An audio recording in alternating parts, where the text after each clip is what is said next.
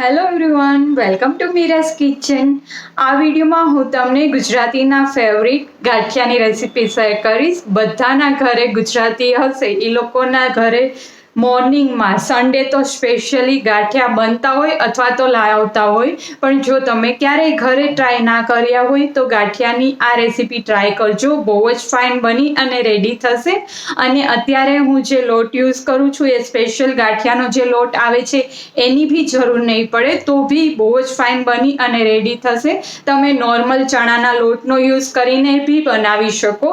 અને હા, એની હું ટીપ અને ટ્રિક્સ હું આ વિડીયોમાં શેર કરીશ. તો ચલો આગળ જોતા જઈએ કેવી રીતના આ ગાંઠિયા બને છે.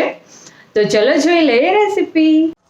અત્યારે એક થાળી જેટલો ચણાનો લોટ લઈ લીધો છે. હવે એક વાટકી લઈશું, એમાં આપણે સોલ્ટ એડ કરીશું as per the taste. Half teaspoon જેટલું એડ કર્યું છે, તમે ટેસ્ટ પ્રમાણે એડ કરી શકો. એમાં આપણે 1 ટેબલસ્પૂન જેટલો સોડા, જે ગાંઠિયાના સોડા આવે છે એ એડ કરી દેવાના છે. થોડું એવું હિંગ એડ કરી દઈશું. હવે એમાં પાણી એડ કરી અને પ્રોપરલી મેલ્ટ થઈ જાય ત્યાં સુધી આવી રીતના હલાવી લેવાનું છે. મિક્સઅપ થઈ જાય એકદમ પાણીમાં મેલ્ટ ત્યાં સુધી.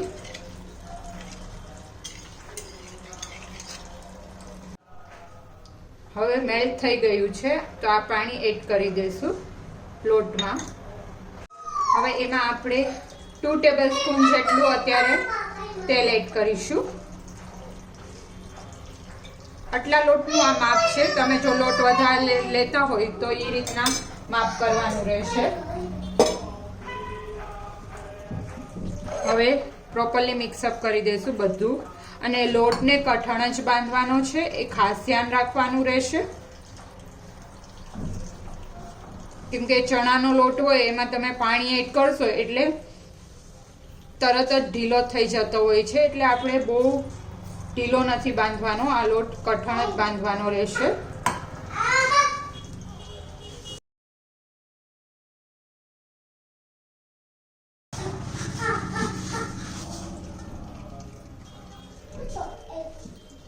થોડું થોડું પાણી એડ કરીને જ લોટ બાંધીશું, જેથી કરીને ઢીલો ના થાય.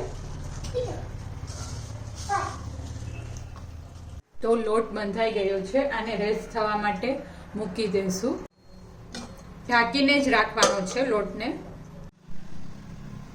ગાંઠિયા સાથે જે ચટણી મળતી હોય છે બજારમાં, સેમ એ ચટણી બનાવવા માટે અત્યારે મેં ધાણા ભાજી લઈ લીધી છે.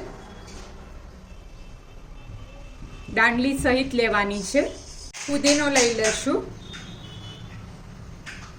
એક તીખું મરચું લઈ લેશું અને એક મોરું મરચું લઈ લેશું. એક આદુનો ટુકડો એડ કરી દઈશું. લસણ લીલું લઈ લીધું છે અત્યારે હતું તો. સોલ્ટ એડ કરી દઈશું. સુગર એડ કરી દઈશું. લીંબુ એડ કરી દઈશું.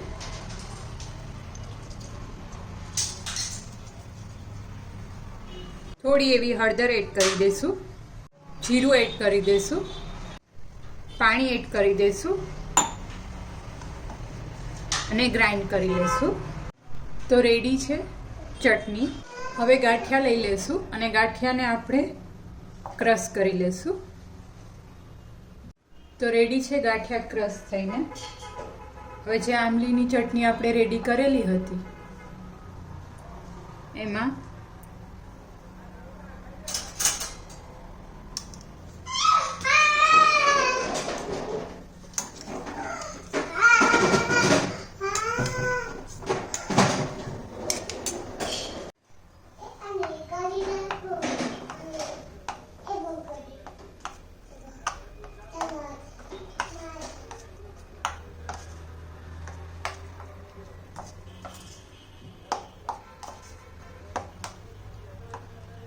તો રેડી છે ગાંઠિયાની ચટણી, જે એકદમ બહાર જેવી જ બની અને રેડી થશે. આપ બી આવે ટ્રાય કરજો.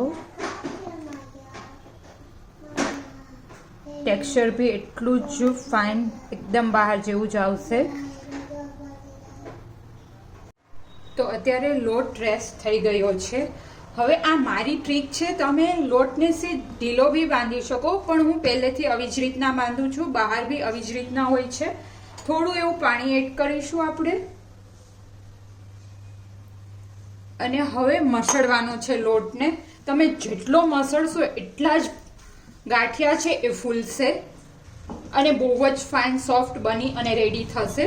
આવી રીતના કન્ટિન્યુઅસલી કલર ચેન્જ થાય ત્યાં સુધી આપણે મસળવાનો છે. જરૂર લાગે તો વચ્ચે તેલ અથવા તો પાણીથી થોડું એવું એડ કરી અને મસળતું રહેવાનું છે.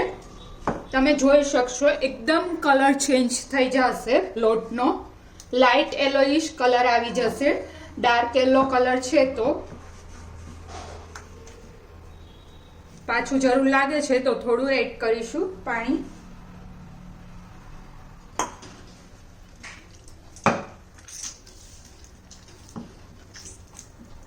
એકદમ સોફ્ટ ડો બની જાય ત્યાં સુધી આવી રીતના આપણે મસળવાનો છે ને.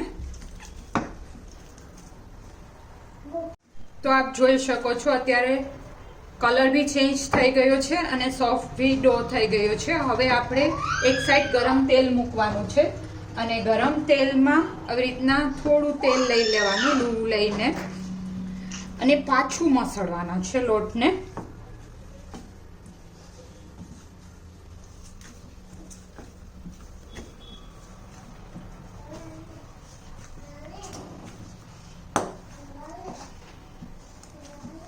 પાછો થોડો લુવો લઈ અને તેલ લઈ લેશું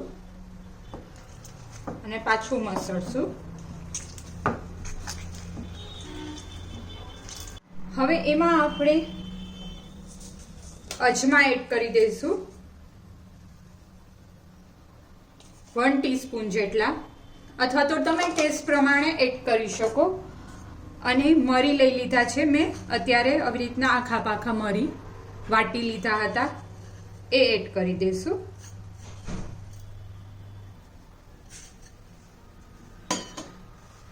પાછું બધું મિક્સ કરી દઈશું. આ આપણે લોટ જ્યારે બાંધશું ત્યારે નહીં એડ કરવાનો. જો તમે લોટ બાંધશો ત્યારે એડ કરશો તો લોટનો કલર ટોટલી ચેન્જ થઈ જશે.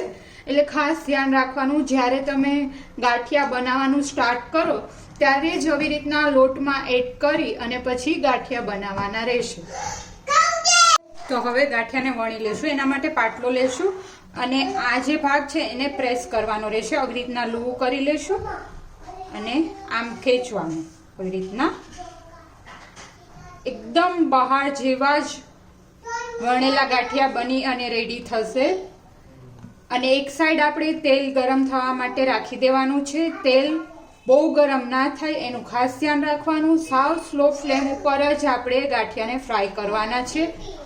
વચ્ચે એવું લાગે તો થોડો મીડિયમ ફ્લેમ કરીશું, બાકી સાવ સ્લો ફ્લેમ ઉપર જ ગાંઠિયાને ફ્રાય કરવાના રહેશે. તો આપ જોઈ શકો છો બહાર જેવા હોય છે એ ટાઈપના જ બની અને રેડી થયા છે. હવે ફ્રાય કરીશું. આ ગાંઠિયા જ્યારે તમે વણેલા ગાંઠિયા બનાવતા હોય ત્યારે ખાસ એનો લોટ બંધાઈ ગયા પછી એકદમ મસળવાનો રહેશે. જો તમે આવી રીતના મસળશો તો જ ગાંઠિયા ફૂલી અને બનશે એકદમ બહાર જેવા જ. અને પ્લસ જ્યારે તમે ગાંઠિયા બનાવતા હોય, ફ્રાય કરતા હોય ત્યારે સાવ સ્લો ફ્લેમ રાખવાની ગેસની અને બહુ તેલ ના આવી જાય એ ખાસ ધ્યાન રાખવાનું રહેશે. જો વધારે તેલ આવી જશે તો ગાંઠિયા ફૂલશે નહીં અને કલર એકદમ ડાર્ક થઈ જશે. એટલે ખાસ ધ્યાન રાખવાનું, જ્યારે તેલ મૂકો ત્યારે જ, કે ધીમું તેલ આવવું જોઈએ ત્યારે જ ગાંઠિયા આપણે એડ કરવાના રહેશે. અને પછી બી સ્લો ફ્લેમ ઉપર જ ફ્રાય કરીશું, બહુ હાઈ ફ્લેમ ઉપર નથી ફ્રાય કરવાના. એવું બની શકે તમે ફર્સ્ટ ટાઈમ ટ્રાય કરતા હોય તો ગાંઠિયા સરખા વણાશે નહીં, પણ બહુ ઝાઝી વાર તમે ટ્રાય કરશો એટલે ઇઝીલી ફાવી જશે. એકદમ બહાર જેવા જ વણી શકશો તમે બહુ ઝડપથી. પણ એના માટે તમારે જો તમને ફાવતું ના હોય તો નોર્મલ જે રોટલીનો લોટ હોય એમાં તમે પ્રેક્ટિસ કરી શકો. અને પછી જેવી રીતના પ્રેક્ટિસ વધારે કરશો એટલે તમને ઇઝીલી ફાવી જશે ગાંઠિયા વણતા. એકદમ બહાર જેવા જ આખા બની અને રેડી થશે. તો તેલ આવી ગયું છે અને સાવ સ્લો ફ્લેમ ઉપર જ રાખ્યું છે. સ્લોલી એકદમ ફૂલશે એ રીતના જ આપણે રહેવા દેવાના છે. તમે પ્રેક્ટિસ કરશો એટલે એકદમ ફાઇન બનશે. ને આપ જોઈ શકો છો જાળી બી પડશે.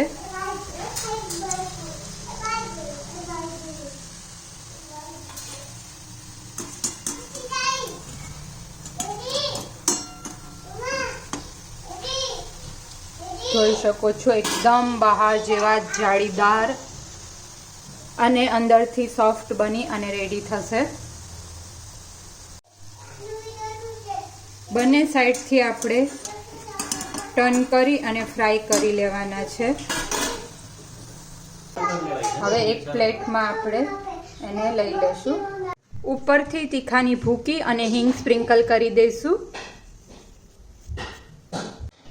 તો રેડી છે ગાંઠિયા સાથે મેં મરચાં, ચિપ્સ, ચટણી અને 2 સલાડ, એક સંભારો અને એક સલાડ સર્વ કરેલું છે અને સાથે એકદમ ક્રીમી દહીં.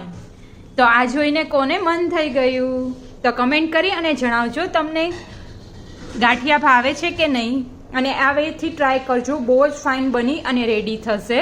તો મારો વિડીયો કેવો લાગ્યો એ કમેન્ટ કરી અને શ્યોર જણાવજો. અને હા, આવા જ ટાઈપના વિડીયો તમને ગમતા હોય તો મારા વિડીયોઝ બધાને તમારા ફેમિલી મેમ્બર્સમાં શેર કરજો.